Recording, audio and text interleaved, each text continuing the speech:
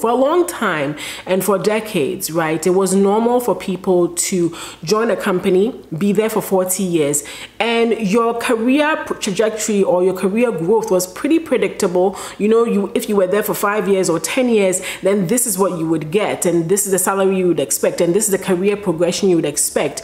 But I find that that kind of outsourcing of your career growth and career strategy to somebody else is dead. Okay, so let's talk about how you can create a career you absolutely love. And to do this, we're going to answer 5 questions. All right, so let's start with question number 1. So first things first is to ask yourself, how do I define a great career? Now, this question is not necessarily asking you which type of career you want to go into, although, I mean, yes, you could answer it in that sense. But in this question, it's asking you, what do you define as a great career, right?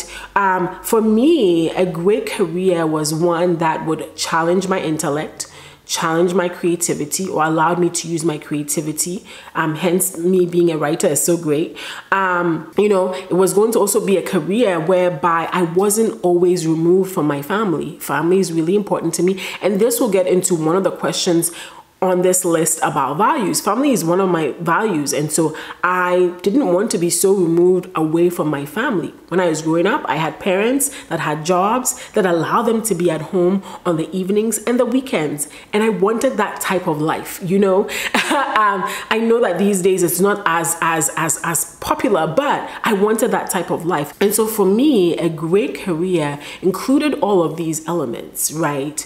And then that can allow you to begin to think of the type of career that will afford you to do this, right? So I wanted a career that paid well, of course. I wanted a career that challenged my intellect. I wanted a career where I used my creativity, and I definitely wanted a career where I could be around for my family, right? And so that led me to some career choices. And, you know, I got to be on this current path I'm in medical communication. So you can do this exercise for yourself, really thinking about the things you want in your career. You know, of course, good pay is always one of those ones, but beyond good pay, right? What else do you want your career to do for you, right? And for your life? The second question is, how do my skills and experiences fit with this career path that I want to pursue, right? Now, my experiences have all been in healthcare and in the biomedical sciences. So it would be a jump for me to say that I wanted to get an engineering job, unless I went back to school to get an engineering degree of some sort or some certification in that area, right? So that would not be something where I think that engineering is the next career I'll go into. But because my skills and experiences are in healthcare and the biomedical sciences, I definitely began to gravitate towards jobs that are within the life sciences, health sciences, pharmaceutical companies, because I had those relevant skills and experiences. So this is a question you also want to ask yourself. Well, how do my skills and experiences fit with this new job? And I think that when you also answer yourself this question for yourself, you'll be able to write a really good resume. There are a few videos I've done on writing the right resume, right? And you can check that out. I'll link some of them up here. But when you do this, it will help you to write a really good resume that speaks to the companies and the jobs, the types of jobs that you want to get into. This third question, okay, is really important because you may have skills and experiences, and you may even be good at those skills and you were good in those experiences, but you don't enjoy all of them, right? And so I really think it's very important for you to ask yourself, which of these skills and experiences give me a great sense of fulfillment or a great sense of purpose? Because the last thing you want to do is to show up for work every day and absolutely hate what you do. I don't believe in that. You know, we're only on this earth for a brief time. Even if you live up to be 80, 90, 100 years old, it's only a short amount of time. There is no reason for you to be doing work that you absolutely hate, right? And so this is where you have to think, okay, which of my skills and experiences did I enjoy? Did I derive great sense of purpose from? when I was in graduate school and when I was in my postdoc, right, even though I was good at the lab work, even though I produced good results, I can tell you that it wasn't my favorite part of the experience. What were my favorite parts? The favorite parts were really teaching and writing.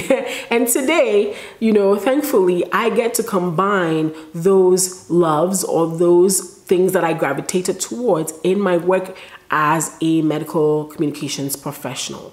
So you really want to think about this. And I do derive a great sense of purpose and accomplishment from using my skills this way. And so it's really important for you to ask yourself, you know, which of these skills and experiences actually give me a great sense of purpose and fulfill me. If you're enjoying this video so far and getting value, make sure to hit that thumbs up button. Then question number 4, which I alluded to in the first question, is does this career path or these career paths, do they align with my values, right?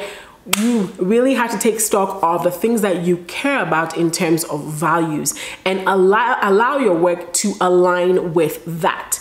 There are people that are very, very passionate about the environment and conservation, and maybe you want to work in that area, or maybe the company that you're considering working for, you've noticed something about their practices that don't align with what you value. Well, maybe then that's a way for you to, you know, weed them out of your process of trying to get a job there. Or it could be that you join that company and you help to bring some of those ideas that you have, right? How can we be more sustainable in our manufacturing processes? How can we, you know, create processes that don't create so much waste? So you really want to also think about your values, because it can do one of two things. It can either help you say, I don't want to work for this company, or it can help you say, oh, this is a good company, even though they are not treading this path right now. I think that I can bring my love for the environment and for conservation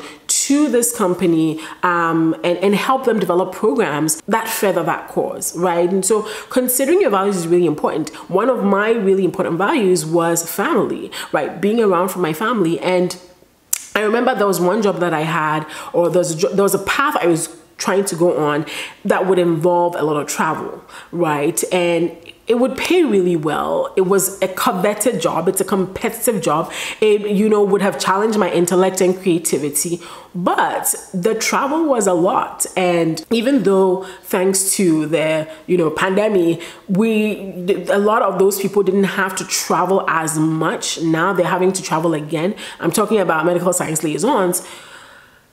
For me, I was like, the travel's too much. I have a young family and I want to be around. I want to be here on the weekends. I want to be here during the weekday. I want to do evening things. I want to sit on the couch and read a romantic comedy, you know, like those kind of things. So really, that was a guidepost for me in choosing. So really, I really want you to think about your values, the things that you value, and if this career path or even a particular company is aligned with that. The next question is, when I land this career, right, when I get into this career, how am I going to assess my growth and my progression?